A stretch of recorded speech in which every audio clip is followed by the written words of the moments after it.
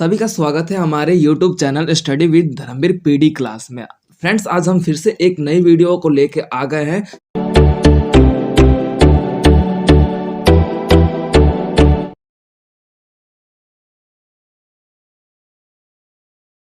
का first year का code है BPSC 131।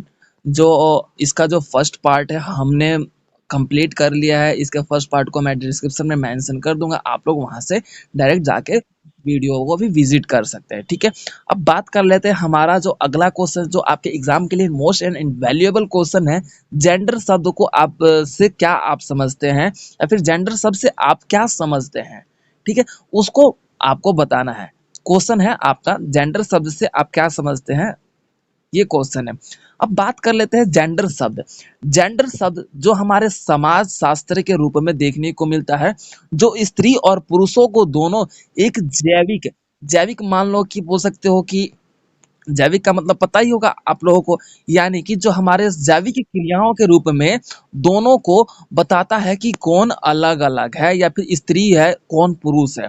इसको बताने का जो कार्य होता है वो जेंडर के रूप में देखा जाता है। ठीक है, जेंडर हमारे समाज में जो निवास कर रहे दो व्यक्ति है, चाहे वो स्त्री हो चाहे पुरुष हो, उनके बीच जो स्थिति है उनको अंतर या फिर बोल सकते हो कि उनकी व्यवस्थाओं को उजागर करने का कार्य करता है, वो हमारा जेंडर कहलाता है। जेंडर के माध्यम से ही हम जैविक क्रियाओं के रूप में या फिर जैविक व्यवस्था के रूप में या फिर जैविक संरचना के रूप में, ठीक है, उसे हम समझ पाते हैं कि यह महिला है या फिर पुरुष है। ठीक है, वो आपका जेंडर कहलाता है। ठीक है, अब बात कर रहे थे स्त्री और पुरुष की निर्धारित सीमाओं का। जो दुनिया भर में ये देखने को मिलता है कि जो जेंडर है वो उसका इस शब्द का नाम लेते ही हमें दो अंतरों का पता चल जाता है, वो एक पुरुष और दूसरा एक महिला। ठीक है, आपका देखने को मिलता है कि सामाजिक, राजनीतिक और आर्थिक तरीके से इनकी जो सोच व्यवस्था है, जो शारीरिक क्षमता की व्यवस्था की भी देखते हैं, तो जेंडर हमारे सामाजिक व्यवस्थाओं का एक ऐसा स्वरूप है जिसमें आपका देखने को मिलता है कि महिला पुरुषों की समीक्षाकृत या फिर सपेक्षाकृत जो है वो कमजोर पाई जाती है जैविक क्रियाओं के रूप में या फिर जैविक व्यवस्थाओं के रूप में। वो हमारा जेंडर कहलाता है। जेंडर का अर्थ महिला या फिर पुरुष दोनों से संबंधित होता है। ठीक है, वो हमारा जेंडर कहलाता है। जेंडर व्यवस्था जो कि विभिन्न समाज सांस्कृतिक व्यवस्था में दोनों का भागीदार महत्वपूर्ण समझा जाता है। ये नहीं कि भाई महिला अलग है या फिर बोल सकते हो पुरुष अलग है, दोनों को प्रकृति या फिर बोल सकते हो सामाजिक दृष्टिकोण से तालमेल बनाकर चलना आवश्यक होता है। ठीक है, बोला जाए तो हमारे समाज कल्याण के लिए जो इन दोनों की जो व्यवस्था है वो निर्धारित करता है। अगर महिला घरेलू कार्यों में सीमित रहती है तो पुरुष भी बाहरी कार्यों में उसका भी व्यस्त व्यवस्था देखने को मिलता है। व्यस्त व्यवस्था यानी कि बिजी देखने को मिलता है, वो आपका जेंडर है। इट मीन्स क्या है कि अगर महिलाओं को एक कार्य दिया जा रहा है, यानी कि वो घरेलू कार्य के रूप में ज्यादा देखने को मिल रही है, या फिर संलग्न है, संलग्न का मतलब होता है सम्मिलित है यानी कि रिलेट है, तो वो आपका देखा जाता है कि पुरुष भी क्या है भाई, बाहर के यानी कि आउटर वर्क के लिए वो जाना जाता है। इट मीन्स बोल सकते हो कि जॉब वगैरह के लिए वो जाना जाता है। तो वो हमारा जेंडर के रूप में हमें यही देखने को मिलता है कि समाज कल्याण तथा महिला व्यवस्था कल्याण और समाज के हित के लिए इन दोनों का मिश्रण जो है बराबर तरीके से इन दोनों को लेकर चलना ही हमारे समाज का हित कहलाता है। जेंडर हमारे पुरुष और महिलाओं को एक समान लाने की एक स्थिति है। जेंडर से हमें बस ये पता चलता है कि हमारी जैविक संरचना के रूप में हम अलग हैं, लेकिन जेंडर के रूप में हमारे समानता जो है उस पर किसी भी प्रकार का हानि नहीं पहुंचता, किसी भी प्रकार का हमारे संसाधनों पर जेंडर के रूप में, व्यवस्थाओं के रूप में नुकसान नहीं पहुंचता, वो हमारा जेंडर कहलाता है। यहाँ तक सभी को क्लियर हो गया? ठीक है, अब बात कर लेते हैं हमारे जेंडर की व्यवस्था के रूप में। जो हमें ये देखने को मिलता है कि हमारी पुरुषों की जो स्थिति रही है, जो आर्थिक और राजनीतिक और सामाजिक, इसमें महिलाओं को जेंडर के अनुसार क्या है, बांटा गया है। महिला ऐसा माना जाता है कि पुरुष प्रधान जो हमारा देश है, ऐसा माना जाता था, जो कि आज इस सोच व्यवस्था में कहीं न कहीं परिवर्तन बहुत बड़े पैमाने पे हो चुका है। आज महिला अपने आधिकारिक व्यवस्था को प्रयोग करते हुए वो आज पुरुषों के कदम से कदम मिला के खड़ी है। ठीक है? तो इस स्थिति में हम ये देखते हैं कि जो जेंडर है महज एक एक क्या कर रहा है, जैविक संरचना के अनुसार अंतर कर रहा है, अन्यथा क्षमता के अनुसार वो अलग नहीं कर रहा है।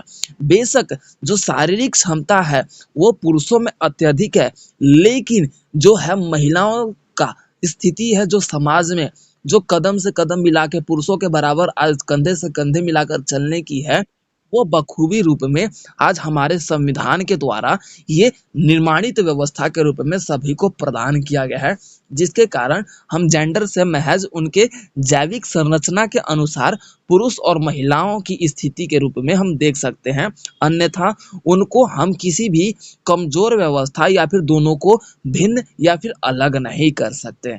क्लियर है? तो ये था आपका क्वेश्चन जो कि जेंडर शब्द से आप क्या समझते हैं। तो हमने इसमें पूरा कवर किया कि जेंडर शब्द का मतलब क्या होता है और जेंडर शब्द की जो स्थिति है वो आज हमारे समाज में किस प्रकार रही है वो हमने कवर किया। क्लियर हो गया सभी को?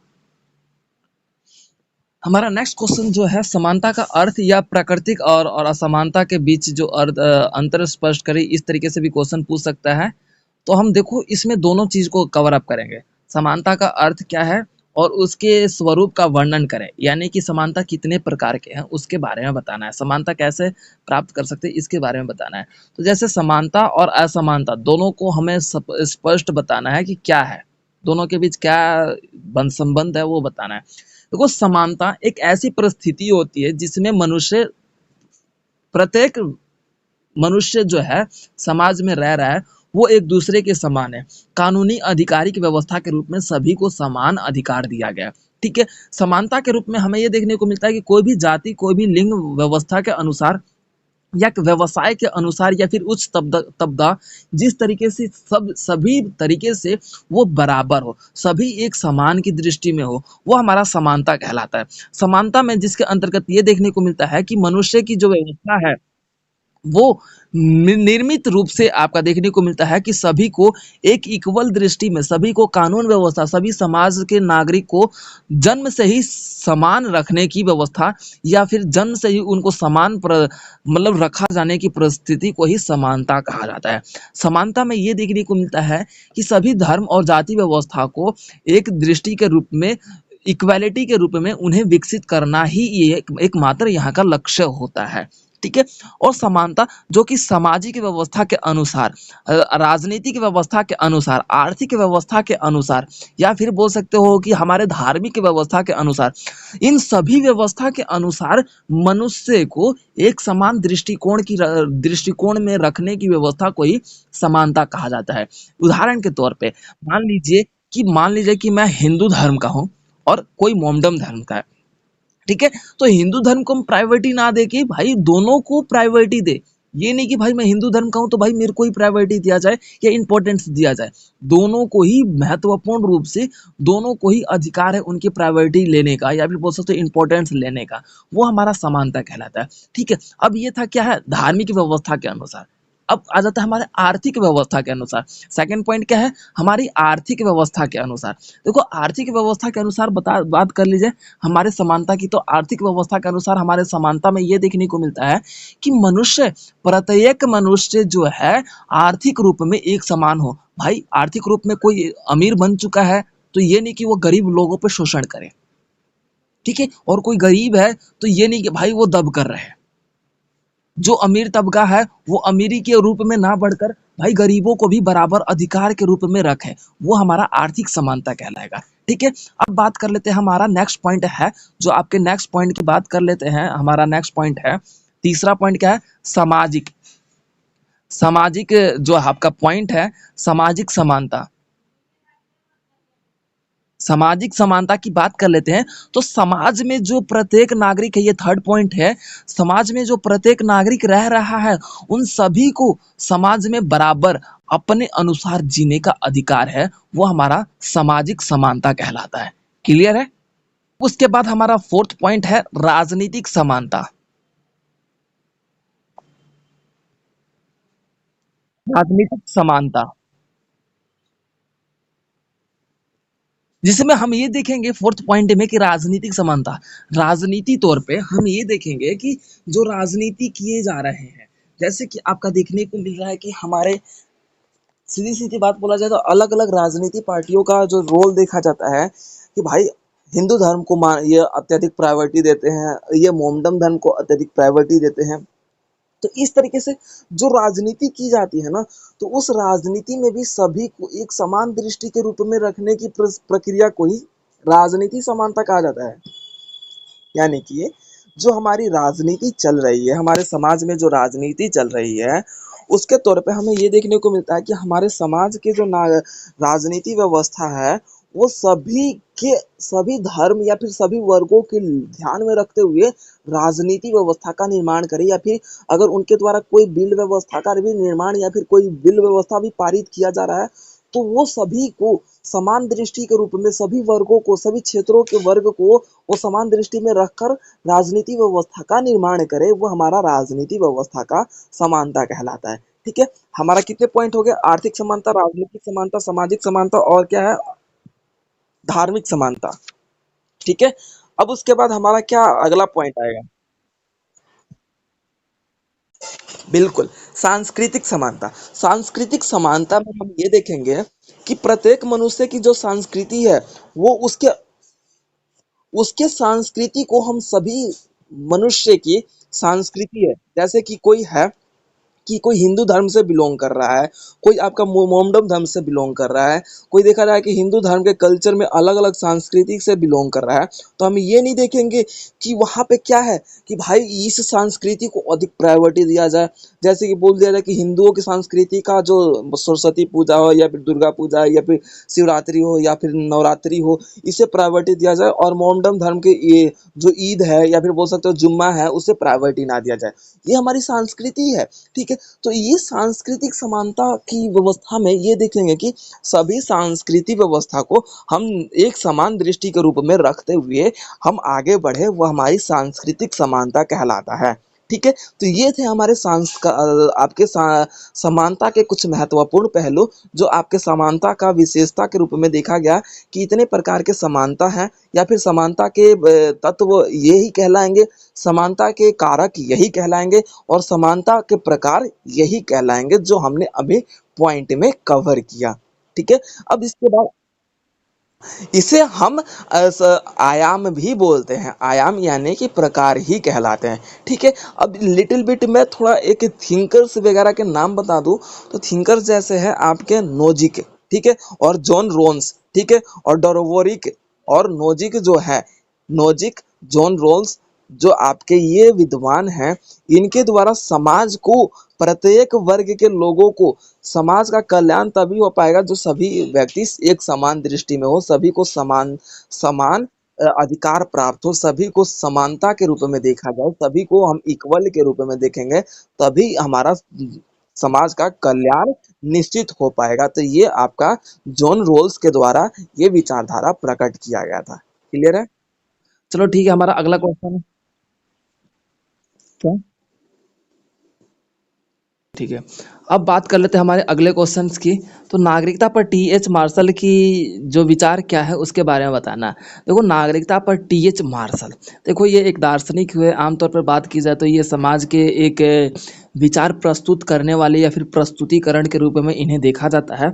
जो नागरिकता के आधुनिक युग का यहाँ पे महत्वपूर्ण रूप से इनके द्वारा क्या किया गया था, उजागर किया गया था, या फिर बोल सकते हो कि इनके द्वारा नागरिकता व्यवस्था को व्यवस्थित तरीके से क्या किया गया था, विकसित किया गया था। ठीक है, आमतौर पर बात की जाए तो नागरिकता, जैसे कि हमने ऊपर ही पढ़ लिया, इतने कब से हम देख भी रहे हैं कि नागरिकता का मतलब क्या है। तो जो आमतौर पे बात कर ली जाए तो नागरिकता एक ऐसे दर्जे के रूप में देखा जाता है जो हमारे समाज का एक हिस्सा है।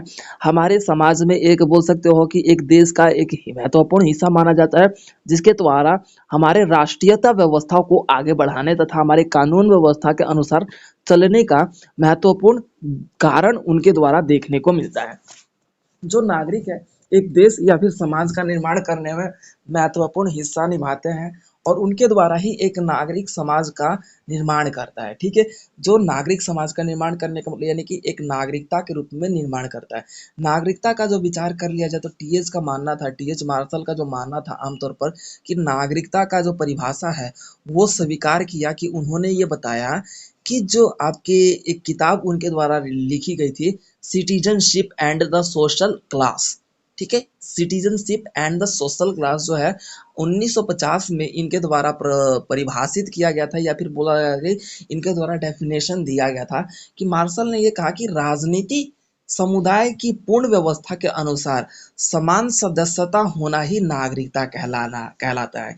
यानी कि राजनीति समुदाय के अनुसार पूर्ण रूप से समान सदस्यता का मतलब है कि सभी को समान सदस्य माना जाए। ठीक है, सभी को समान यानी कि इक्वल सदस्य माना जाए, वो हमारा नागरिकता कहलाता है। इस स्थिति में राजनीति तौर पे ये बताया गया कि जो समुदाय की जो समानता है वो एकीकरण का वादा करती है, कि जो एकीकरण का वादा करती है जो समुदाय है ना समाज में, जैसे कि हम भी एक समुदाय हैं, तो हम क्या है भाई, एकीकरण है। यानी कि हम क्या कर रहे हैं, अब जैसे कि वो एक बदतमीज लड़का था तो उसको अलग था, लेकिन हम हमारा क्या, एक समुदाय के रूप में है। ठीक है, तो ये हमारा एक समुदाय के रूप में देखा गया। ठीक है, तो समान कानून के अनुसार कानून का पालन करना नागरिकता का एकमात्र कर्तव्य होता है। और जो कानून है अपने नागरिक, या फिर बोल सकते हो कि जो क्षेत्र के नागरिक है उनको कानून के अनुसार उनका अधिकार दिलाना या फिर उनके अधिकारों की रक्षा करना भी कानून की एकमात्र व्यवस्था के रूप में उनका कर्तव्य बनता है। ठीक है, मार्शल ने ये बात कहते हुए ये बात आवश्यकताओं से बड़े पैमाने पर रखा कि समाज अलग अलग काम में सम्मिलित ना होकर अपने समाज की व्यक्तिगत व्यवस्था के अनुसार चलने की प्रक्रिया ही नागरिकता कहलाती है। यानी कि इन्होंने क्या किया कि मार्शल ने ये बात ही बोला कि समाज में अलग अलग आवश्यकताओं को ध्यान में रखते हुए समाज की व्यवस्थाओं के अनुसार व्यक्तिगत तरीके से चलना भी हमारा नागरिकता कहलाता है। कहने का मतलब ये है कि जैसे अब मैं नागरिक समाज का नागरिक हूँ, तो मैं ये तो नहीं है कि भाई जो समाज का दूसरा नागरिक है मैं उसके अनुसार चलूंगा। भाई मैं अपना जिंदगी तो अपने अनुसार चलूंगा ना। ये अलग बात है कि उसका एक लिमिटेशन होगा, उसका एक तरीका होगा, एक तौर तरीका होगा, कानून व्यवस्था के अनुसार चलूंगा। ये नहीं है कि हाँ भाई कानून के ऊपर अपने मन के अनुसार चलूंगा, ऐसा नहीं है। तो मार्शल ने इसी बात को उजागर किया या फिर बताया। ठीक है, तो इनके द्वारा ये बात भी बताया गया कि समाज में जो लोग हैं उनकी योग्यताओं के अनुसार उनके समाज में पूंजीवादी व्यवस्था का जो बाजारीकरण जो है, जो अर्थव्यवस्था का एक महत्वपूर्ण पैमाना माना जाता है या फिर हथियार माना जाता है। ठीक है, तो मार्शल ने ये बात रखते हुए बोला कि जो पूंजीवाद का उदय है वो नागरिकता के अनुसार ही हो सकता है। ठीक है, नागरिकता के अनुसार कैसे हो सकता है भाई, जाहिर सी बात है कि नागरिक ही तो एक निजी व्यवस्था के रूप में आएंगे या फिर प्राइवेट व्यवस्था के रूप में आएंगे। अब मान लो कि किसी देश में नागरिक ही ना हो तो भाई पूंजीवाद की स्थापना कैसे हो सकती है। तो मार्शल ने ये बात भी बोला कि नागरिकता है वो पूंजीवाद का एक महत्वपूर्ण वर्ग के क्षेत्र में देखा जाता है, या फिर बोल सकते हैं पूंजीवाद व्यवस्था का जन्म देता है या फिर पैदा करता है। ठीक है, हमें वो आपका देखने को मिलता है। समाज के असमानता का विरोध करते हुए इन्होंने बताया कि नागरिकता का कौशल व्यवस्था भी महत्वपूर्ण माना जाता है हमारे नागरिक समाज के कल्याण हेतु। अगर नागरिक में कौशल ही नहीं होगा तो भाई का नागरिकता का कल्याण हो पाएगा। अब मान लो कि भारत है और जापान है, जापान क्यों विकसित है, anyone tell me about this situation की क्यों विकसित है वो, टेल मी बताइए।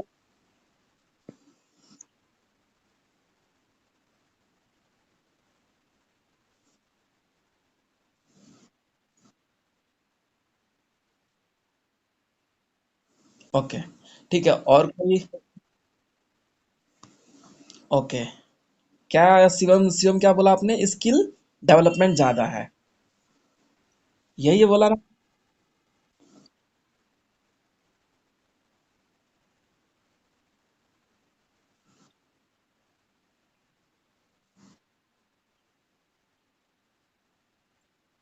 अब जैसे कि मैं, ठीक है, तो फर्स्ट ऑफ ऑल आप लोग जैसे जानते ही हो कि जो जापान है और भारत है, भारत में जापान के अकॉर्डिंग भारत अविकसित माना जाता है जापान के अकॉर्डिंग। ठीक है, अब बात कर लेते हैं वहां पे क्यों है। पहली बात तो ये है कि उनके जो नागरिक है ना, जापान के नागरिक है, उनके कौशल अत्यधिक है। कौशल जिसे बोलते हैं स्किल्स, ठीक है।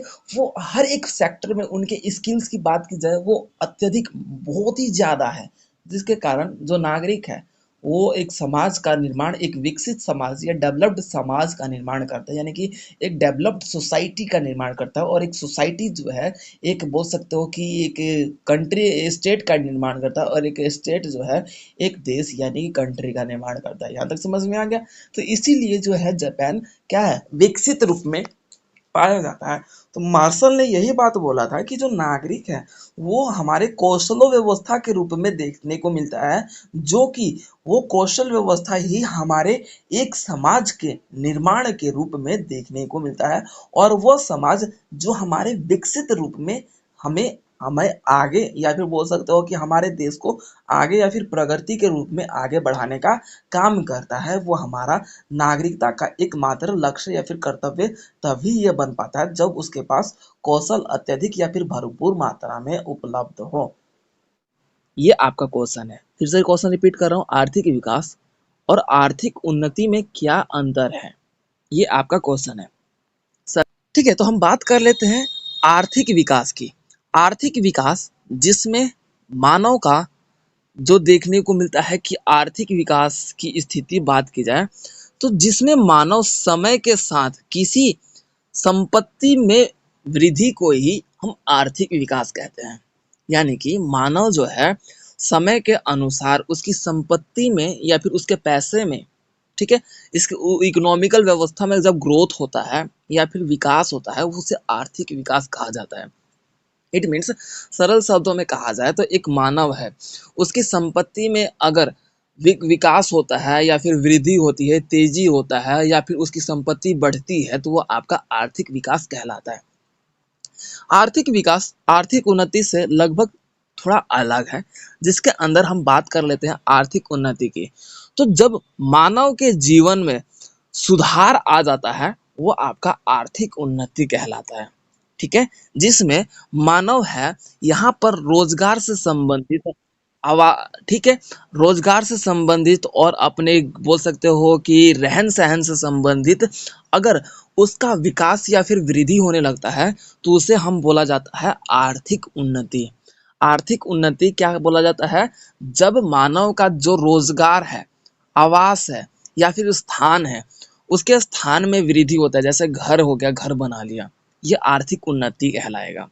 ठीक है, उसके रोजगार, जैसे कि मान लो कि वो भाई आपका पुलिस था, लेकिन अब बोल सकते हो कि आईएएस बन गया, उसकी बोल सकते हो कि रोजगार में क्या है, वो भी एक रोजगार है ना। जरूरी नहीं कि भाई हम फैक्ट्रीज में वर्क करें, वो आपका रोजगार है। रोजगार यानी कि जहां से रोजी रोटी आप प्राप्त कर रहे हो, वो आपका रोजगार है। तो ये क्या है? ये आर्थिक उन्नति कहलाएगा। क्लियर हो गया दोनों वर्ड में क्या डिफरेंट है? मैं फिर से रिपीट करते रहा हूँ। आर्थिक विकास का मतलब है कि जब मानव के संपत्ति में वृद्धि होता है या फिर उसका बोल सकते हो तेजी आता है, या फिर उसके संपत्ति यानी कि उसके पैसे में बढ़ोतरी देखने को मिलता है, वो आपका आर्थिक विकास कहलाता है।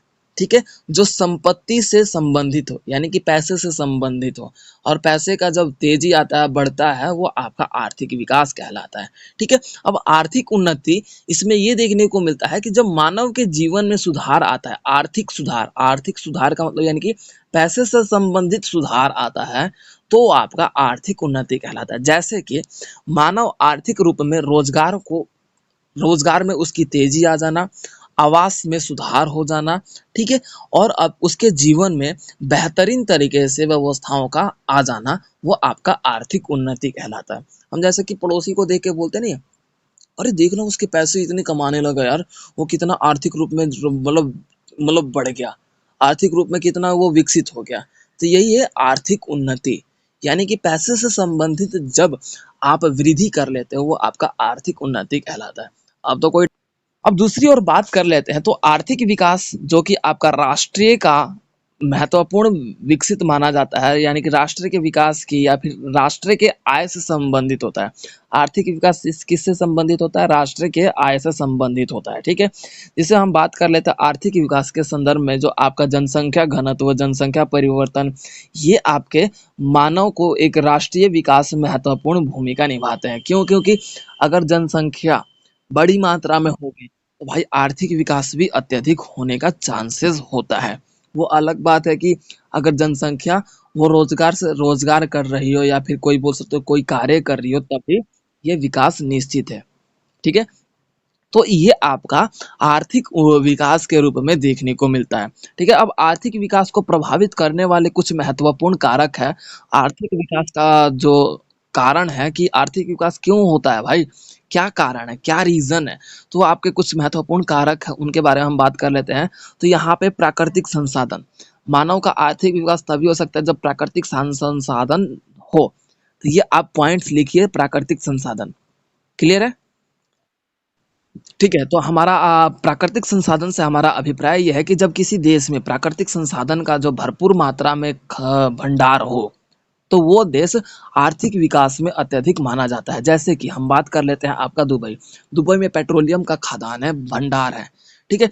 तो दुबई आपका देखा जाता है कि कुछ ना होने के बावजूद भी उसने अपने स्टार्टअप को एक कैसा मतलब स्ट्रक्चर दे दिया कि आज एक टूरिज्म देश के रूप में उसने आपको रिप्रेजेंट करके अपने इकोनॉमिकल ग्रोथ को और ज्यादा विकसित कर दिया, ठीक है। तो अगर किसी देश में प्राकृतिक संसाधनों का भंडार महत्वपूर्ण रूप से ज्यादा होता है, तो उस देश का जो विकास स्तर है महत्वपूर्ण रूप से बहुत ही ज्यादा देखने को मिलता है। क्यों? क्योंकि प्राकृतिक संसाधनों का स्वरूप का इस्तेमाल करके ही एक मानव का विकास निश्चित रूप में निर्भर हो सकता है। क्लियर हो गया? ये था आपका फर्स्ट पॉइंट। अब बात कर लेते हैं हमारा सेकंड पॉइंट का, आधारित संरचना। आधारित संरचना जैसे कि आपका देखने को मिलता है कि रेल, सड़क मार्ग और उद्योग व्यवस्था, तो ये आधारिक संरचना कहलाता है। यानी कि ये भाई हमारे नीड है, आधारभूत जरूरत है, इनका होना जरूरी है हमारे समाज में, हमारे विकास के लिए, हमारे डेवलपमेंट के लिए। अगर मान लो कि हम रेल ही ना हो, मार्ग परिवहन ही ना हो या फिर सड़क परिवहन ना हो, उद्योग ना हो, तो हमारा विकास क्या हो सकता है? नहीं हो सकता ना।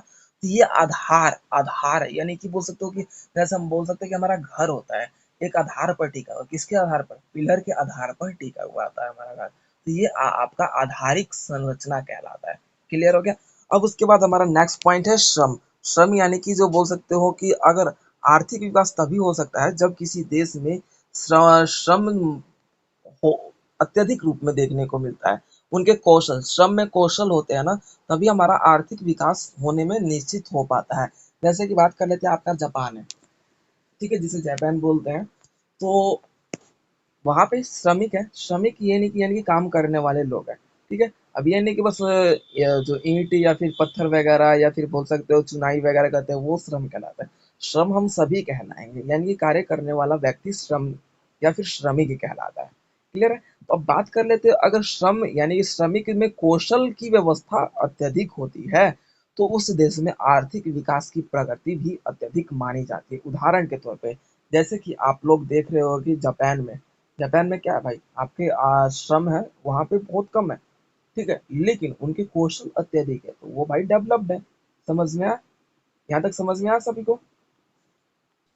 अब उसके बाद हमारा आ जाता है प्रौद्योगिकी। प्रौद्योगिकी का मतलब ये है कि उद्योग व्यवस्था होना चाहिए। भाई हमारे बोल सकते हो कि हमारे औद्योगिक व्यवस्था अगर होगा हमारे देश में, हमारे बोल सकते हो हमारे समाज में, हमारे कंट्रीज में, हमारे स्टेट में, ठीक है, तो हम मजदूर या फिर कोई भी व्यक्ति उनसे संबंधित होके अपने बोल सकते हो कि इनकम जनरेट करेगा, और इनकम जनरेट करेगा तो फिर वो पर बोल सकते हो कि एक पैसिफिक इनकम के रूप में एक देश का आय तय करता है।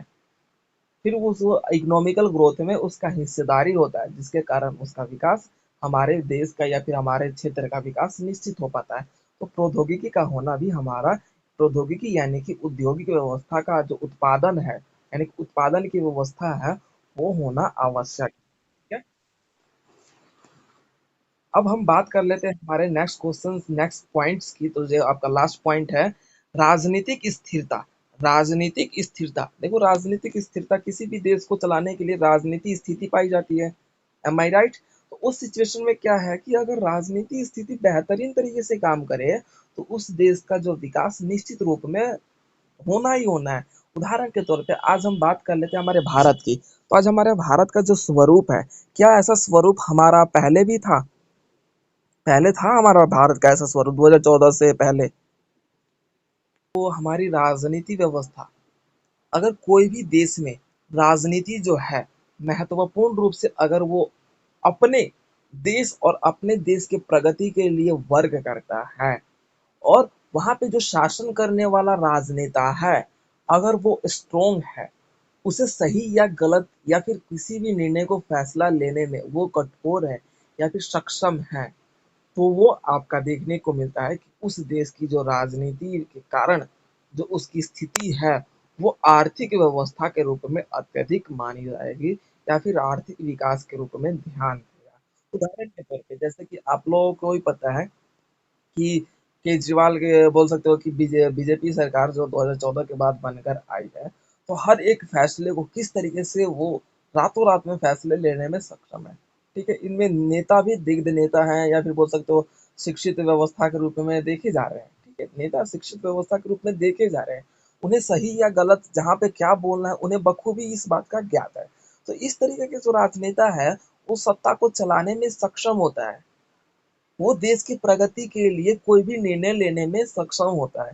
तो इसीलिए किसी भी देश में अगर राजनीति स्थिरता अगर बेहतर होगी तथा राजनीति में कोई मनमुटाव नहीं होगा, यानी कि स्थिर होगा, ठीक है, उस स्थिरता के कारण क्या है, राजनीति में क्या है, हमारे आर्थिक विकास की समावेश या फिर बोल सकते हो आर्थिक विकास की स्थिति देखने को मिलेगी।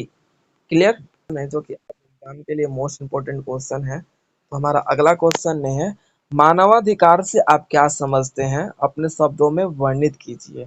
मानवाधिकार, देखो मानव अपने अधिकारों के साथ, इसके आंसर की बात कर ली जाए तो इसका आंसर जो है देखने को मिलता है कि मानव अपने अधिकारों के साथ, हमारे भारतीय संविधान में के अनुसार देखा जाए तो मानव अपने अधिकारों के साथ ही जन्म लेता है।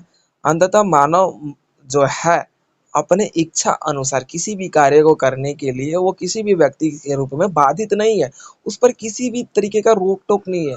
वो अपने अधिकारों का बखूबी प्रयोग करके अपनी मानसिक तथा शारीरिक क्रियाओं के रूप में अपने आप का विकास करने में सक्षम हो पाता है। अब जैसे कि लक्ष्मी आपके पास ही है, आपके पास भी अधिकार है, तो भाई आप अपने अनुसार किसी भी कोर्सेज को सिलेक्ट करके अपने विकास कर रहे हो, यानी कि अपनी स्टडी कर रहे हो और अपने लाइफ को सक्सेस कर रहे हो। ठीक है, तो ये हमारा मानवाधिकार है, यानी कि हर एक मनुष्य को उसके अधिकार प्राप्त है। यानी कि संविधान के अनुसार हर एक पर्टिकुलर इंसान को हमारे संविधान में रचना के अनुसार उसे अधिकार प्राप्त है। ये हमारा मानवाधिकार कहलाता है, यानी कि हर एक मनुष्य को उसका अधिकार, वो अपने अधिकारों का प्रयोग करके अपने आप में विकसित होने की स्थिति में देख सकता है, वो आपका मानवाधिकार है। ठीक है, अब एक विद्वान आते हैं जिनका नाम अगर मैं बोलूं तो नाम लिख लीजिए, रूजवेल्ट। रूजवेल्ट, इन्होंने अपनी अध्यक्षता, यानी कि अध्यक्षता का मतलब यह है कि जब ये लीडर के रूप में रहे हैं संयुक्त राष्ट्र में, इन्होंने सामाजिक परिषद के रूप में इन्होंने मानवाधिकार आयोग का गठन किया, जो कि 2.5 साल तक इनके परिश्रम के बाद ये गठन पूर्ण हो पाया था। ठीक है, कितने साल तक? 2.5 साल तक इन्होंने कठिन प्रयत्न किया था, परिश्रम किया था, तब जाके ये पूर्ण हो पाया। और इन्होंने ये तैयार किया कि मानवाधिकार जो कि सर्वाधिक रूप में ये देखने को मिलता है कि मानव अपने अधिकारों का प्रयोग कर सकता है, इस बात की घोषणा इनके द्वारा की गई। संयुक्त राष्ट्र के सभा में जो आपका देखने को मिलता है कि 10 दिसंबर 1948 में ये घोषणे को इस घोषणे को स्वीकार किया गया, घोषणा को स्वीकार किया गया कि जो मानवाधिकार है, मानव अपने अधिकारों का प्रयोग करके अपने इच्छा अनुसार अपने जीवन को जीने में सक्षम हो सकता है, उसी व्यवस्था को इनके द्वारा यहाँ पर बताया गया। ठीक है, उसके तत्पश्चात जो मानवाधिकार जो दिवस है उसके रूप में यहाँ पे अब मनाया जाने लगा। ठीक है, 10 दिसंबर के रूप में आपका देखने को मिला, मानवाधिकार दिवस के रूप में मनाया गया। और अनुच्छेद 3 से लेके 15 तक जो हम हमारा बोल सकते हो कि परंपरागत आधिकारिक व्यवस्था में ये देखने को मिला कि मानव के सुरक्षा, मानव के जीवन के वृद्धि के लिए और मानव के जीवन पे कोई हस्तक्षेप कर रहा है तो उसके लिए मुकदमे चलाने के लिए तथा कानून व्यवस्था का प्रावधान तथा उसके मानव अधिकार की यानी कि उनके अधिकारों की रक्षा करने के लिए हमारे न्यायाधीश व्यवस्था का भी प्रयत्न या फिर प्रचलन यहाँ पे या फिर उनके न्यायाधीश व्यवस्था का भी स्वरूप यहाँ पे तैयार किया गया भारत में।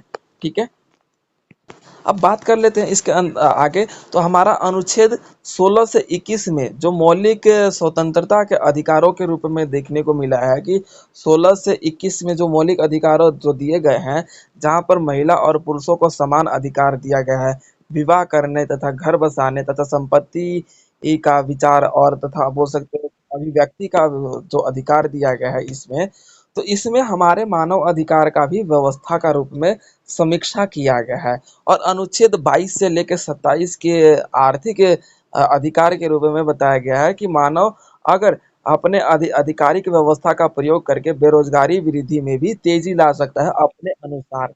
इट मीन्स कि क्या है कि मानव अपने अनुसार अपने रोजगार यानी कि बेरोजगार है तो भाई वो कोई भी कार्य करके, लेकिन यह है कि वो कानून के व्यवस्था या फिर कानून व्यवस्था के यानी कि ऊपर हो, वो कानून व्यवस्था के अनुसार कोई भी कार्य करके अपनी रोजगारी की स्थिति को शुरू कर सकता है। ठीक है, और इसमें ये देखने को मिला है कि अगर कोई व्यक्ति उसकी अधिकारों का हनन करता है या फिर उसके अधिकारों का दोहन करता है तो उस स्थिति में न्यायपूर्ण व्यवस्था का भी समीक्षा और तथा हमारे न्यायपूर्ण व्यवस्था का समीक्षा करते हुए न्यायालय व्यवस्था का स्वरूप तैयार किया गया है। तो ये हमें ये देखने को मिलता है कि मानवाधिकार मानव की संस्कृति तथा मानव के अधिकारों का संपूर्ण रूप से उनके व्यवस्थाओं का बोल सकते हो कि सम्मान करते हुए उनका विकास करने का प्रावधान हमारे व्यवस्था में देखा गया है।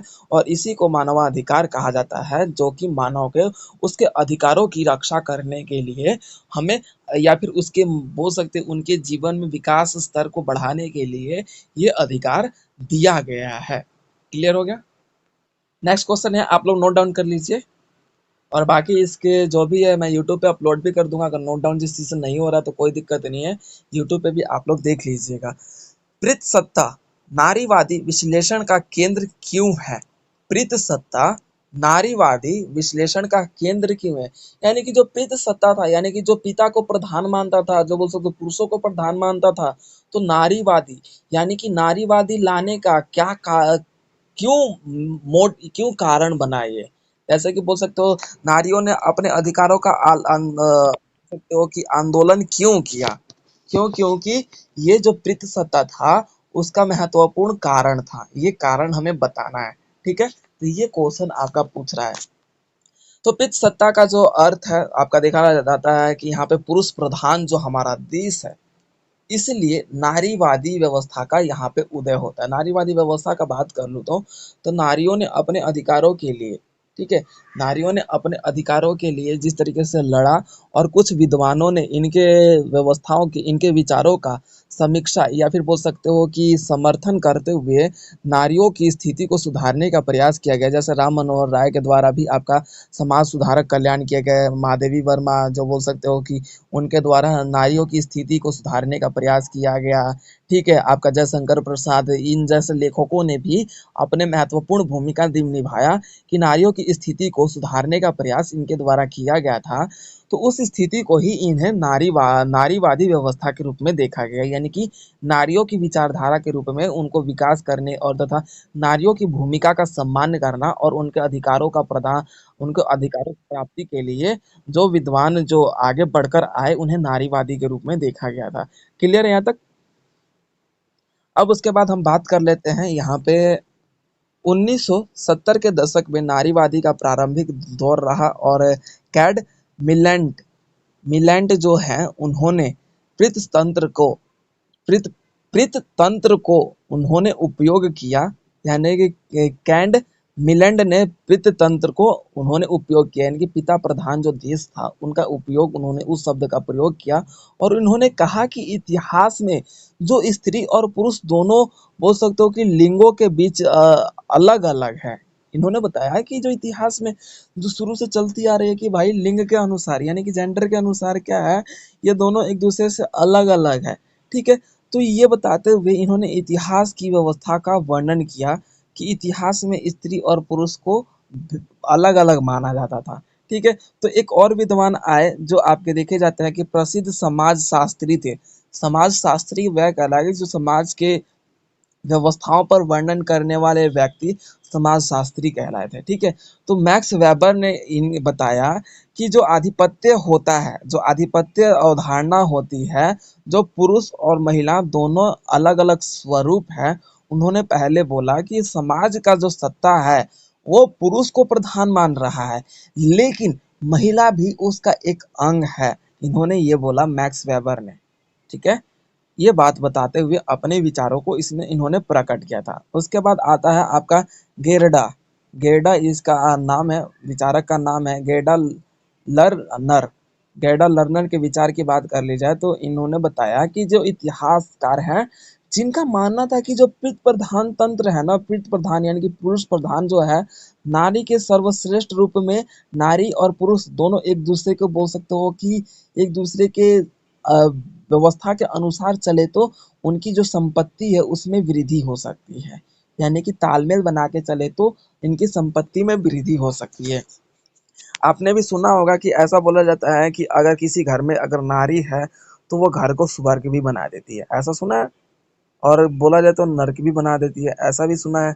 तो क्या है, इट मीन्स कि क्या है कि घर को चलाने के लिए सबसे जो महत्वपूर्ण जो स्थिति मानी जाती है वो स्त्रियों की मानी जाती है। तो इन्होंने यही बोला था, गेर्डा लर्नर ने यही बोला था कि जो नारी हैं और जो पुरुष है दोनों को अगर तालमेल बना के चले तभी घर की संपत्ति की व्यवस्था का विकास हो सकता है। और घर का जो कार्य है वो स्त्री के रूप में इन्होंने बताया और पुरुष का जो कार्य है संपत्ति कमा के घर पे लाने का कार्य इनको द्वारा बताया गया था। ठीक है, तो इसमें देखने को मिला कि नारियों के परिवार यानी कि जो परिवार में नारियों की स्थिति और उनके बच्चों की जो स्थिति रही है वो हमारे समाज में, पितृ प्रधान समाज में थोड़ी दुखदाई व्यवस्था के रूप में। और ये भी देखने को मिलता है कि नारियों पर अत्याचार तथा स्त्रियों पर बोल सकते हो कि अत्याचार की व्यवस्था देखने को मिली है, जिसके कारण हमारी नारियों में जो अपना विकास करने की जो स्थिति थी वो बहुत ही कम थी। जैसा कि बात कर लेते हैं, जो नारियों का अधिकार से वंचित रखा गया था, उन्हें बोलने या फिर किसी स्थान पर सार्वजनिक स्थान पर जाकर किसी कार्य करने में उनको मतलब बाधित किया गया था। बस उन्हें बोल सकते हो कि मतलब एक सिंपल सा लैंग्वेज बोलो तो नारियों को बस एक घरेलू और तथा बोल सकते हो कि बस एक जो घर चलाने और बच्चे पालने की जिम्मेदारी उनको दी गई थी। तो उसी व्यवस्था के रूप में यहाँ पे पितृ प्रधान देश हमारा जो है, जो पुरुषों को ही प्रधान मानता था। तो इस स्थिति में जो नारियों की स्थिति रही है ना वो काफी दुखदाई और पीड़ादायी रहा है। नारियों की स्थिति के कारण, इस स्थिति के कारण उनका जो विकास दर है वो धीमा हो गया था। तब जाके नारियों ने अपने अधिकारों के लिए अपने व्यवस्थाओं की मांग करते हुए उनके द्वारा अब बोल सकते हो अनेकों आंदोलन किया गया, जिसे नारीवादी आंदोलन भी कहा गया या फिर बोल सकते हो महिला आंदोलन भी किया गया। ठीक है, महिला आंदोलन जो कि पूरे विश्व स्तर पर किया गया था। नारियों ने अपने अधिकार और तथा पुरुषों के बराबर चलने के लिए इनके द्वारा किया गया आंदोलन ही महिला आंदोलन कहलाया था। ठीक है, और संसाधन में उनका भरपूर हिस्सा हो और बोल सकते हो श्रम व्यवस्था में भी उनको बराबर दर्जा दिया जाए। और पति और पत्नी का जो दाम्पत्य व्यवस्था है, दाम्पत्य का मतलब होता है पति पत्नी का जो संबंध होता है, उसमें दोनों को समान दृष्टि के रूप में दोनों को सम्मान दिया जाए। ये नहीं कि पुरुष है तो बस पुरुष जो कहेगा बस स्त्री को करना पड़ेगा, अन्यथा ये मतलब कहीं ना कहीं स्त्री को मारा जाता था, पीटा जाता था। तो ये सारी व्यवस्थाओं को धीरे धीरे इनके विरोध नारियों ने आवाज उठाया और धीरे धीरे इन्हीं आवाजों को आगे बढ़ाने वाले कुछ महान बोल सकते हैं कुछ महान व्यक्ति हुए, कुछ महान लेखक हुए, साहित्यकार हुए, जिन्होंने नारियों को सपोर्ट करते हुए इन्हें इनकी व्यवस्थाओं को सुधारने का प्रयास हमारे समाज में किया गया था। और पितृ प्रधान जो बोल सकते हो पुरुष प्रधान जो व्यवस्था था, उस व्यवस्था को खत्म करने के लिए, इस काल का समाप्त करने के लिए, समाज में नारियों की स्थिति को बरकरार रखने के लिए, नारियों की स्थिति का सम्मान करते हुए उनको अधिकार दिलाने का जो प्रयत्न लेखकों और साहित्य या फिर बोल सकते हो समाज सुधारक के द्वारा किया गया, वही नारीवादी के रूप में देखा जाता है। क्लियर है? तो हम बात कर लेते हैं अगले क्वेश्चन की, पुरुष और महिलाओं के संदर्भ में आमूल नारीवादियों के विचार प्रस्तुत कीजिए। ठीक है। जैसे पुरुष और महिलाओं के संदर्भ में अमूल्य नारीवादियों के विचार प्रस्तुत कीजिए।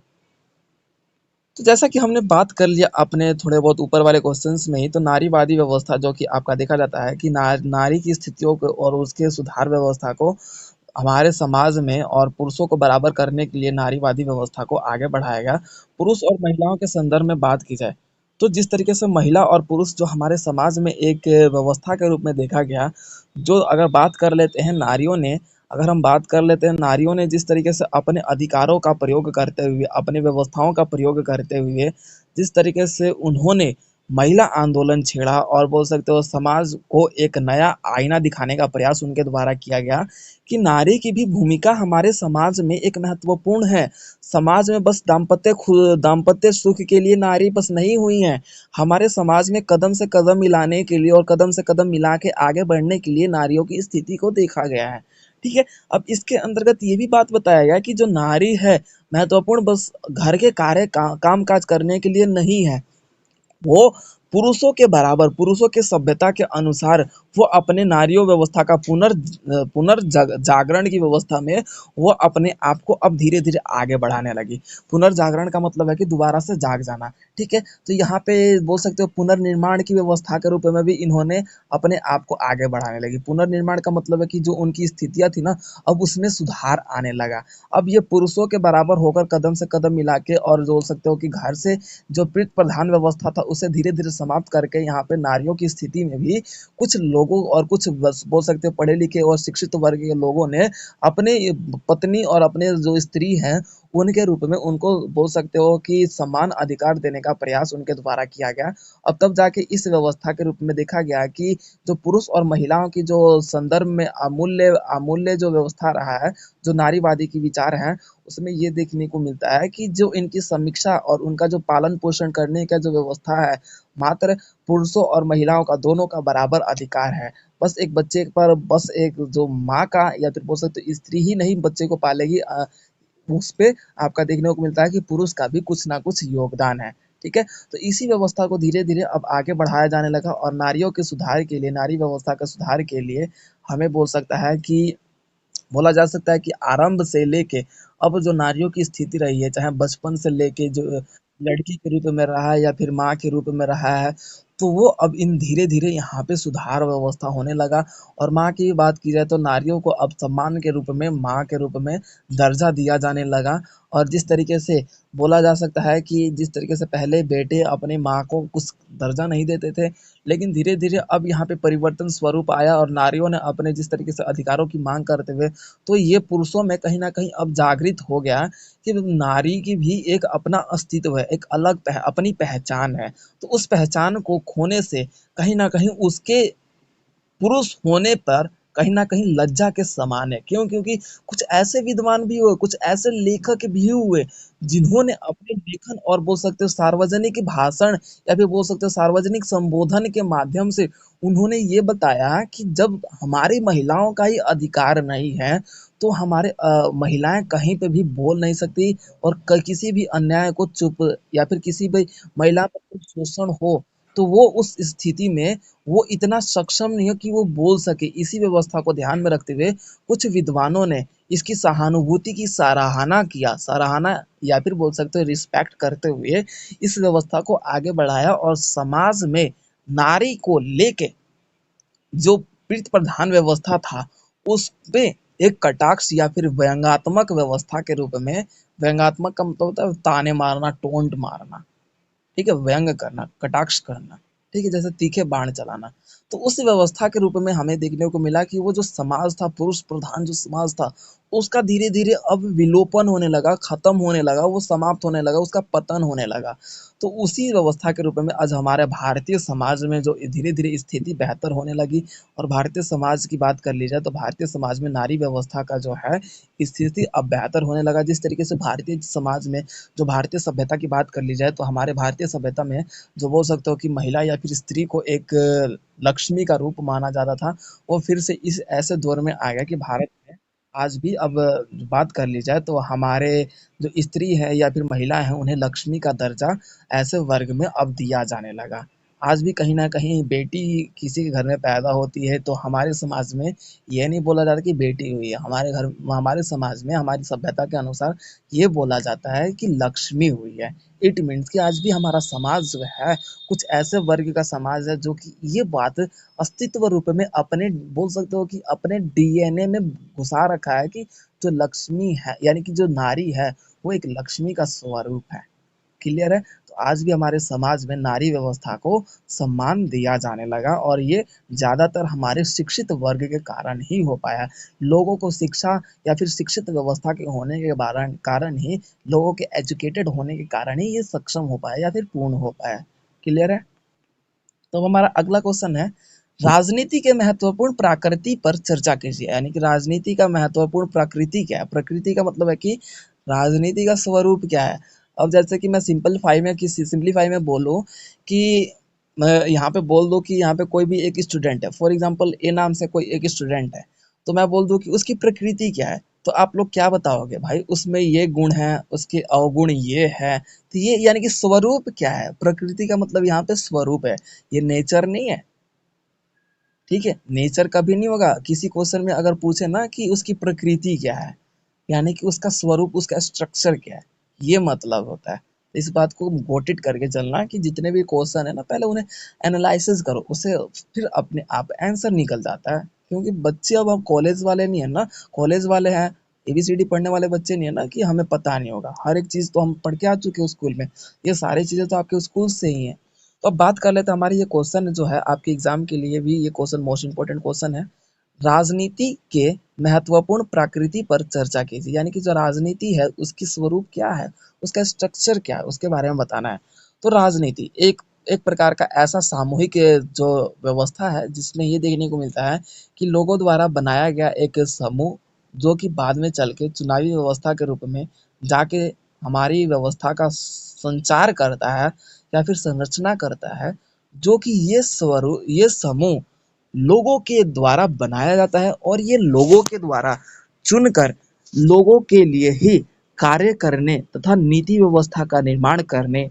और इसमें यह भी देखने को मिलता है कि राजनीति में एक लोग अपने अनुसार अपनी व्यवस्थाओं के अनुसार तथा जरूरतों के अनुसार भी अपने फायदे के लिए भी जो है किसी प्रकार की कार्य करने की प्रक्रिया भी आपका राजनीति ही कहलाता है। अब जैसे कि आपने देखा होगा कि बहुत बार हमारे ताने मारे जाते हैं, टोंट मारे जाते हैं, टोंट कसे जाते हैं कि इसे राजनीति बहुत आती है, राजनीति बहुत अच्छे तरीके से आता है। यानी कि कोई छल कपट का काम कर देता है ना, यानी कि धोखेधाड़ी। जैसे कि मान लो कि कोई फंसने वाला होता है कुछ प्रॉब्लम में, लेकिन वो देखता है कि हाँ भाई प्रॉब्लम है, तो वो अपने आप निकल जाता है सामने वाले को जा फंसने फंसने दे। तो हम क्या बोलते हैं, इसे बहुत राजनीति आती है। यानी कि बोल सकते हो राजनीति एक छल कपट की भावना है। सिंपल सा बात बोलूँ तो राजनीति एक छल और कपट की व्यवस्था देखी जाती है, जिसमें ये देखने को मिलता है कि यहाँ पे एक दूसरे व्यक्ति के लिए भी कहीं न कहीं धोखेधड़ी व्यवस्था, वो भी राजनीति ही कहलाती है। अब यहाँ पे बात कर लेते हैं पॉलिटिकल एंगल की राजनीति। राजनीति जो कि हमारे सरल शब्दों में कहा जाए, राजनेता द्वारा किया गया नीति व्यवस्था का निर्माण और उसके द्वारा जिस तरीके से चुनाव व्यवस्था को लड़कर और अपने उम्मीदवार के रूप में आगे बढ़ना और प्रशासन चलाने की व्यवस्था को ही राजनीति कहा जाता है। ठीक है, अब जैसे कि मोदी जी ने अपने आप को मतलब चुनाव क्षेत्र में रखा, उसके बाद प्रचार किया, फिर चुनाव लड़ा, उम्मीदवार के रूप में वो जीते, उसके बाद बोल सकते हो क्षेत्र से उम्मीदवार लड़ते हुए जीते, उसके बाद लोगों में लोकप्रिय हुए, फिर बोल सकते हो भाषण दिया, लोगों को संबोधित किया, फिर उसके बाद वो प्रधानमंत्री बने। ये है राजनीति। ठीक है, यानी कि राजनीति एक शुरू से लेके स्टार्टअप से लेके पूरा एंड का प्रोसेस होता है वो आपका राजनीति। ठीक है, यानी कि राजनीति के जो है यानी कि जो राजनेता है उसके द्वारा किया गया प्रशासन व्यवस्था जिस तरीके से वो चुनाव लड़ता है, वहां से लेके जो चुनाव जीतकर वो विजयी होने के बाद शासन व्यवस्था या फिर बिल बिल पास करना या फिर कानून बनाने का निर्माण की व्यवस्था भी आपकी राजनीति कहलाती है।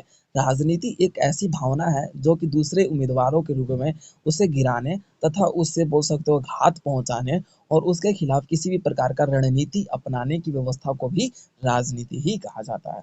तो ये थे राजनीति की बस परिभाषा मैंने अभी बताया है। क्लियर हो गया राजनीति की परिभाषा क्या है? लेते हैं हमारे राजनीति की आवश्यक प्रकृति जो निम्नलिखित है। राजनीति की आवश्यक प्रकृति जो है आपका निम्नलिखित है। राजनीति एक सामूहिक गतिविधि है। सिंपल सा बात है, सामूहिक गतिविधि यानी कि समूह की एक गतिविधि है, यानी कि बोल सकते हो चलने वाली प्रकृति है। ठीक है, यानी कि चलने वाला कार्य है। राजनीति एक सामूहिक गतिविधि है, उन लोगों के द्वारा आपका देखा जाता है कि शामिल किया जाता है जो कि कम से कम एक समान भाग्य के रूप में सहयोगी होते हैं या फिर दूसरा आपका विपक्षी होता है। वो आपका राजनीति एक समूह गतिविधि के रूप में देखा जाता है कि यहाँ पर एक दूसरे व्यक्ति के लिए कार्य ना करके समाज और तथा अपने सरकार के लिए कार्य करने की व्यवस्था देखने को मिलती है। तो ये आपका पहला पॉइंट था। अब बात कर लेते हैं सेकंड पॉइंट की। तो हमारा सेकंड पॉइंट है राजनीति शक्ति के लिए संघर्ष।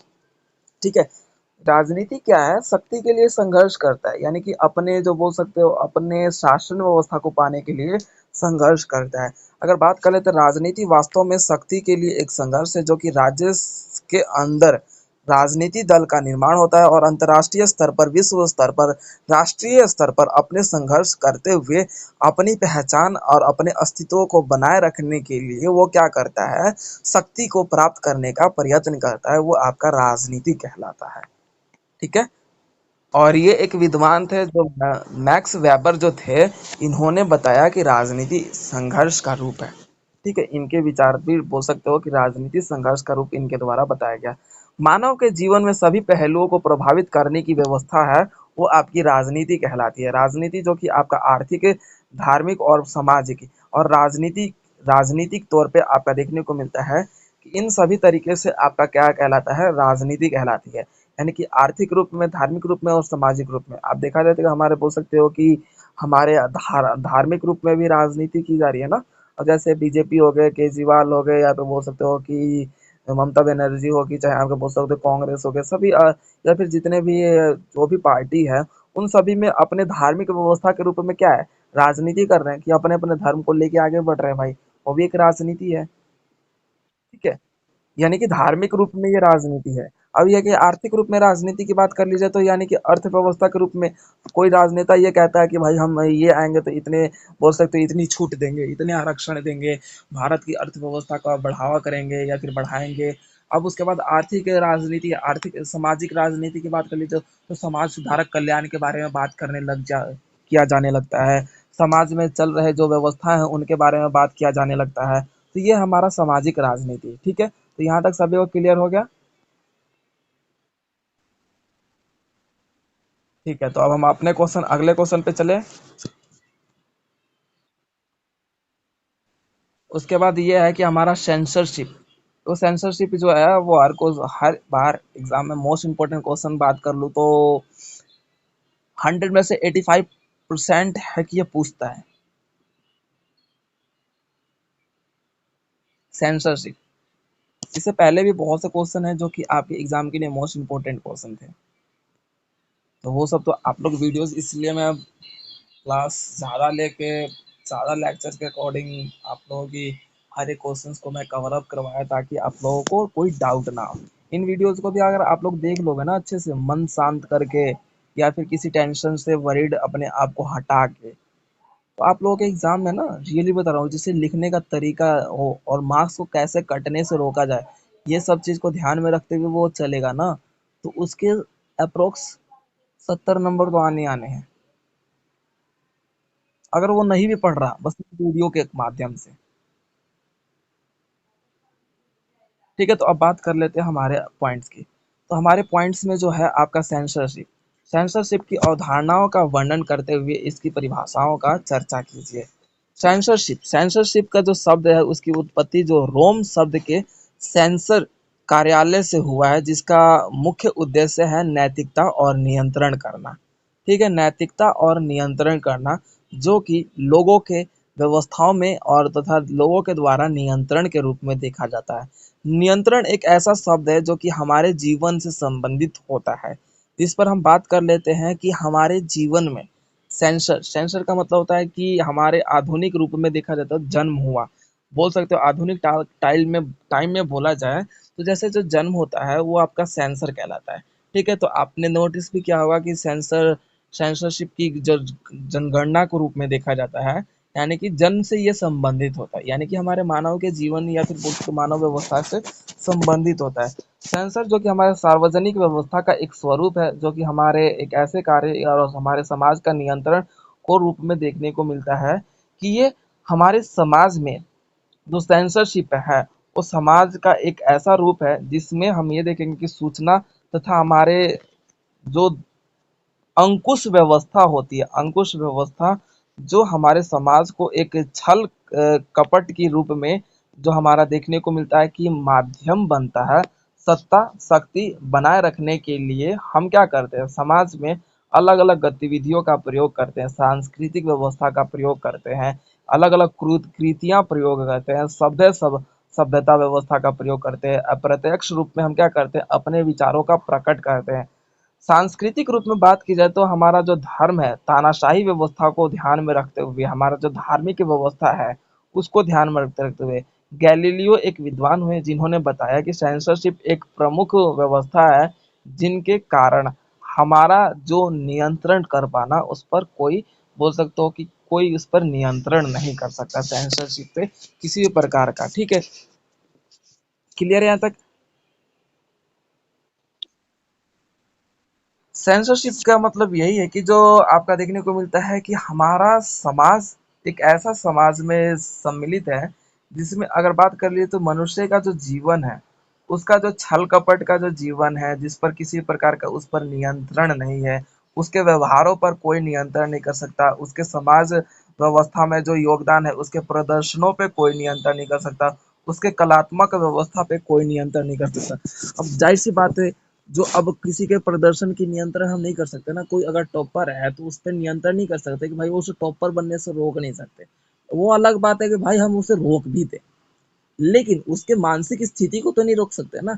अब जैसे कोई व्यक्ति है, शारीरिक क्रिया कर रहा है, तो भाई हम उसे रोक सकते हैं, लेकिन अगर वो मानसिक रूप में शारीरिक क्रिया कर रहा है, यानी कि अपने मन में वो शारीरिक क्रिया कर रहा है, यानी कि अपने मन का विकास कर रहा है, उसे नहीं रोक सकते ना, शारीरिक व्यवस्था के रूप में रोक सकते हैं।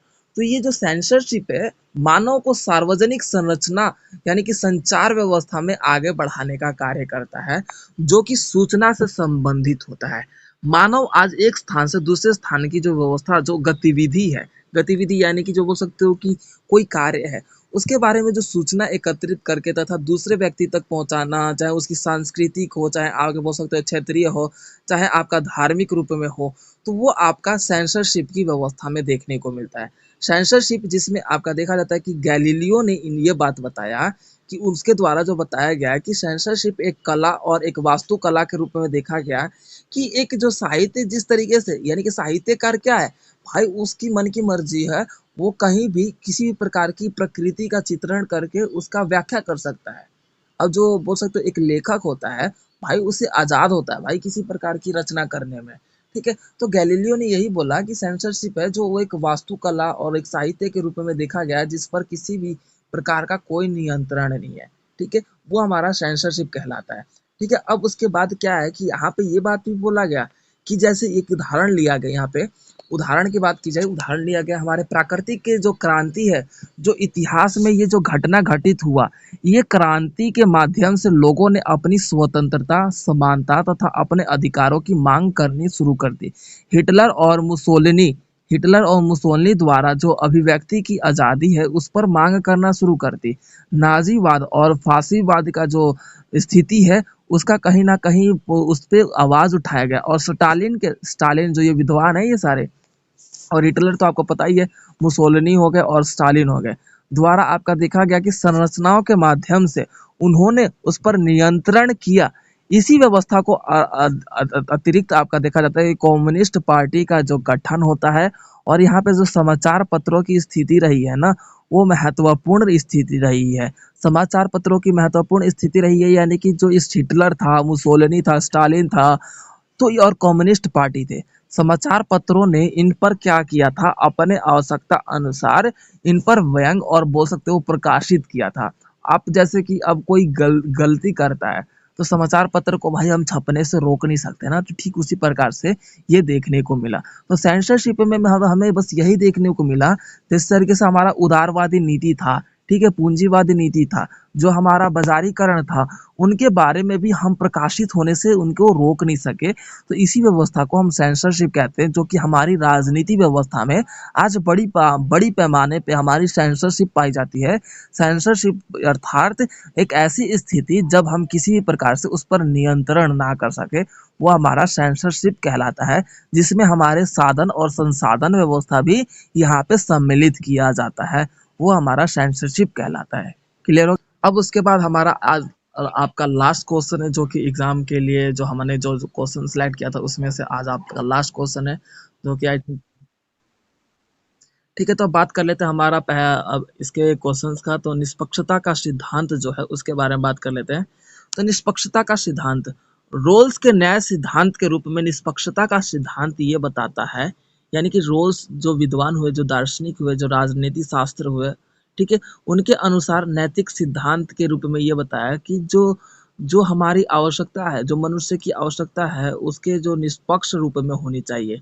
ठीक है, उस पर किसी भी प्रकार की निष्पक्ष यानी कि छल कपट ना होनी चाहिए, यानी कि भेदभाव, या फिर बोल सकते हो कि उसमें किसी प्रकार का मिश्रण नहीं होना चाहिए। मिश्रण का मतलब यानी कि कोई ऐसी व्यवस्था नहीं होनी चाहिए कि भाई सामने वाला बोल सकते हो कि भेदभाव रखता हो। वो अगर न्याय भी किया जाए तो निष्पक्ष रूप से, न्याय भी किया जाए तो निष्पक्ष रूप से, अगर चुनाव भी लड़ा जाए तो निष्पक्ष रूप से, यानी कि किसी भी प्रकार का मतलब गलत तरीके से वहां पे कार्य ना किया जाए, वो आपकी निष्पक्षता का सिद्धांत कहलाता है, जो आपके रोल्स ने कहा था। ठीक है, रोल्स ने ये भी बात बोला था कि जो समाज है वो सबसे बड़ा एक स्वरूप है, जो आपकी निष्पक्षता को आगे बढ़ाने का कार्य कर सकता है। अब जैसे समाज में जो लोग है भाई, अगर वो निष्पक्ष रूप से अगर कार्य करे या फिर निष्पक्ष रूप से रहे, तो जाहिर सी बात है हमारी निष्पक्षता के सिद्धांत को आगे बढ़ाया जा सकता है।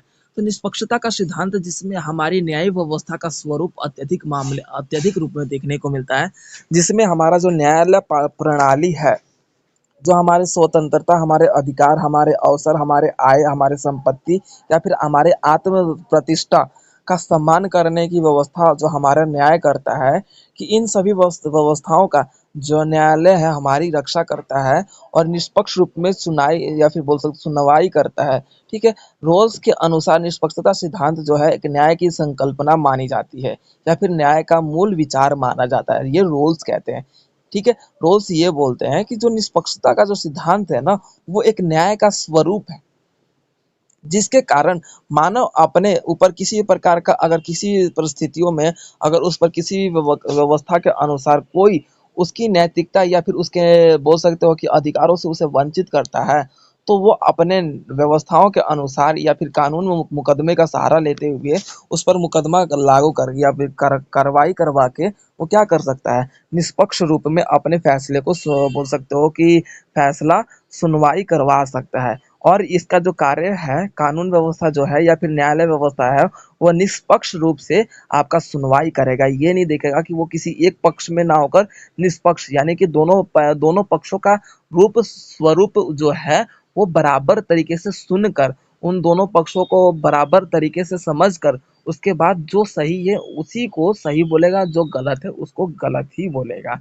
तो यही आपका निष्पक्षता सिद्धांत का स्वरूप है। इसमें हम ये देखेंगे कि यहाँ पे जो है निष्पक्षता सिद्धांत का जो व्यवस्था है, वो औपचारिक रूप में जो वास्तविक समानता को दर्शाने का काम करता है। अगर निष्पक्षता सिद्धांत जो है वास्तविक रूप से हमारे समानता को, इक्वालिटी को बताता है। अब जैसे कि मान लो कि जो सही है उसको हम सही बोलेंगे, जो गलत है वो गलत है, तो वो हमारे समान बोल सकते हो कि हम एक इक्वल के रूप में रहेंगे।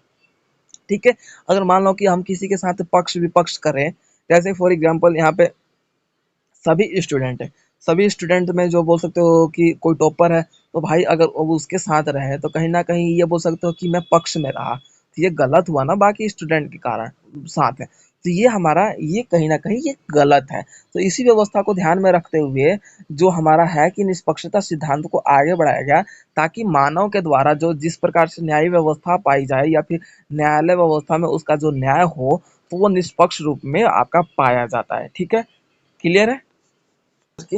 तो यहाँ पे फ्रीडमैन जो है, फ्रीडमैन एक विद्वान हुए जिन्होंने ये बताया कि जो वास्तविक रूप में समानता है वो आपका महत्वपूर्ण निष्पक्षता पर ही निर्भर है। वास्तविक रूप में जो समानता है उन्होंने बोला कि वो निष्पक्षता पर ही निर्भर है। जिन्होंने इनको 4 दृष्टिकोण बताए, यानी कि 4 पॉइंट्स बताए, और वो 4 पॉइंट्स कौन-कौन से हैं?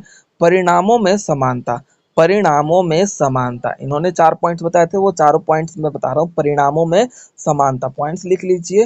मैं फिर से रिपीट कर रहा हूँ, परिणामों में समानता। परिणामों में समानता का मतलब ये है कि अगर कोई भी व्यवहार तरीके से किसी भी प्रकार के रूप में अगर सुनवाई हो, तो उसका जो परिणाम निकले वो समानता के रूप में निकले।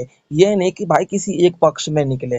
वो पूर्ण रूप से आपका देखा जाता है कि समान दृष्टिकोण रूप में उसकी जो परिणाम की फैसला निकले, तो वो समानता के रूप में निकले, या फिर बोल सकते हैं इक्वल के रूप में निकले। ठीक है, तो ये आपका फर्स्ट था। अब बात कर लेते हैं आरंभिक बिंदुओं की समानता। आरंभिक बिंदुओं की समानता का मतलब ये है कि अगर हमारे जो अवसर प्रदान है, अवसर यानी कि जो अपॉर्चुनिटी प्रदान है, तो उस अपॉर्चुनिटी को हम प्राप्त करें, तो भाई हमारे अवसर में जो है वो हमारे समान अधिकार के रूप में हम बोल सकते हो कि निष्पक्ष रूप में अवसर प्राप्त हो। अब ये नहीं कि भाई हमें अवसर प्राप्त हो, बाल बात कर लीजिए, यहाँ पे 2 स्टूडेंट हैं, ठीक है? अब यहाँ पे मैं बोलूँ कि 2 स्टूडेंट को मॉनिटर बनाया जाएगा, तो मैं एक के पक्ष में रहूँगा, तो ज़ाहिर-सी बात है उसी को बोल दूँगा ना कि हाँ, ये मॉनिटर बन गया। लेकिन यहाँ पे अवसर में जो बिंदुओं की बात की जाए, तो अवसर, सभी को अवसर मिलना चाहिए। तो हम क्या करेंगे, यहाँ पे अब चुनाव कर देंगे कि भाई वोट डाल लेंगे कि हाँ भाई कितने स्टूडेंट इस लड़के को मॉनिटर बनाना चाहते हैं, इस लड़के को कितने स्टूडेंट बनाना चाहता है, और वोट प्राप्त करने के बाद ये निष्पक्ष रूप से देखा गया। ठीक है, ये आपका आरंभिक बिंदुओं की समानता यानी कि अवसर में समानता कहलाता है। ठीक है, अब उसके बाद हमारा आ जाता है अधिकार आधारित समानता। अधिकार आधारित समानता यानी कि सभी को बराबर अधिकार के रूप में समानता रखा जाए, तो वो आपका निष्पक्षता की स्थिति में देखने को मिलता है। अब उसके बाद हमारा अगला पॉइंट है, जो लास्ट पॉइंट है इसका, महत्व आधारित समानता। महत्व आधारित समानता जो कि इसमें बात की जाए, तो अगर कोई व्यक्ति जिस तरीके से वो कार्य कर रहा है उसका महत्व अत्यधिक है, फिर भी उसको इतनी प्रायोरिटी ना दिया जाए, इतनी इम्पोर्टेंस ना दिया जाए कि सामने वाले व्यक्ति की जो अवसर है या फिर उसकी जो दृष्टिकोण है वो निष्पक्ष रूप में ना रहे। अब मान लो कि यहाँ पे गीता है, गीता टॉपर है, तो मैं भाई अब उन्हें इतना अवसर ना प्रदान दूँ या फिर उनका उतना महत्व ना दूँ, यानी इम्पोर्टेंट ना दूँ कि बाकी यार जितने भी स्टूडेंट हैं उनके साथ गलत हो। तो क्या है, मैं दूँ लेकिन उस कदर से ना दूँ कि सामने वाले को ये लगे कि हाँ, यहाँ पे अब निष्पक्ष नहीं है, यानी कि ये एक पक्ष में है, ऐसा नहीं होना चाहिए। तो ये हमारा फोर्थ पॉइंट था। तो अब जो देखने को मिला कि कानूनी व्यवस्था को समान रखने के लिए कानून व्यवस्था में हमारा जो प्रावधान किया गया निष्पक्षता का सिद्धांत, ताकि सभी व्यक्ति या फिर सभी व्यवस्थाओं के अनुसार सभी को बराबर अधिकार मिले और सभी का समान अधिकार के रूप में वो अपने आप का विकास करे, और इसी कारण से निष्पक्षता व्यवस्था को आगे बढ़ाएगा, ताकि हमारा जो है समाज में व्यवस्थाओं का विकास होता रहे और मानव अपने आप में विकसित होते रहें। और इसी व्यवस्था को ध्यान में रखते हुए भारत जैसे देश में भी निष्पक्षता सिद्धांत को लागू किया गया, ताकि कोई भी कानून व्यवस्था, कोई भी न्याय से संबंधित कोई भी कार्य हो, तो वो निष्पक्ष रूप में हो, ना कि किसी एक पक्ष में। ठीक है, ठीक है, तो ये थे आपके टोटल क्वेश्चन, जो कि आपके 20 क्वेश्चंस कवर हो चुके एग्जाम के लिए। मोस्ट एंड वैल्यूएबल क्वेश्चन थे। इसका जो फर्स्ट पार्ट का जो प्रीवियस ईयर में हमने जो पढ़ा था, वो आपको मैं डिस्क्रिप्शन में मेंशन कर दूंगा लिंक, आप वहां से डायरेक्ट जाके विजिट कर सकते हैं। Okay everyone.